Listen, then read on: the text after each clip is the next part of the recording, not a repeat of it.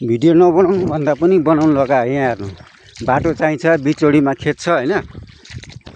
भनेर चाहिँ हामी मिलेर बाटो चाहिँ खोलियो तर बाटो पनि चाहिने र खेतको लोभ गरेर हेर्नु सबै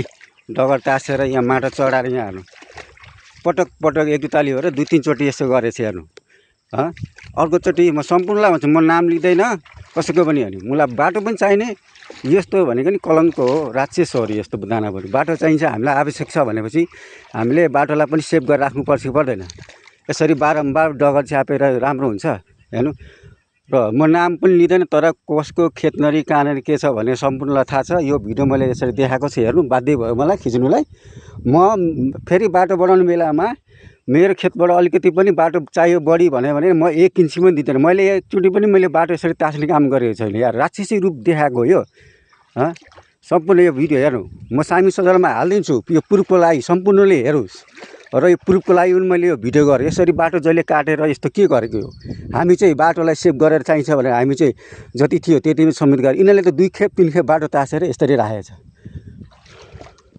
बाटो पनि चाहिएको छ हैन तर यसरी खेतमा माटो झारेको झारे हेर्नु कति काटिसकेको छ यी हेर्नु यो प्रुफ हो सबैले हेर्नु होला हेर्नु हामीले यसरी चलाएको छैन सबैले हेर्नु कसैले पनि आएर फेरि बाटो मागोस् त अनि मेरो खेत नरे हेर्नु त हामीले अलिकति पनि हामीले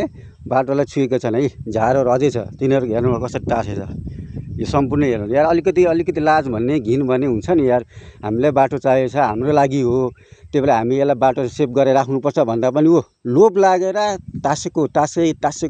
गरेर अब यो डगर पनि भागो पनि सिधाउने भयो र अर्कोचोटि बडा डगर बढाउने बेलामा हामीसँग पनि बाटो चाप्नु मागे भने हामी 1 इन्ची पनि दिँदैनौँ सबैले जानकारी होस् किनभने हामीले बाटो तासेको छैन हाम्रो यो छिमेकीले अथवा पडोसियाले बाटो त्यसरी काटेको छ उनीसँग लिने हामीसँग दिँदैन अब यो भनेको पछि सम्पूर्ण व्यक्तिहरूलाई प्रमाणको रूपमा मैले भिडियो हालेको र भिडियो बनाएको धन्यवाद।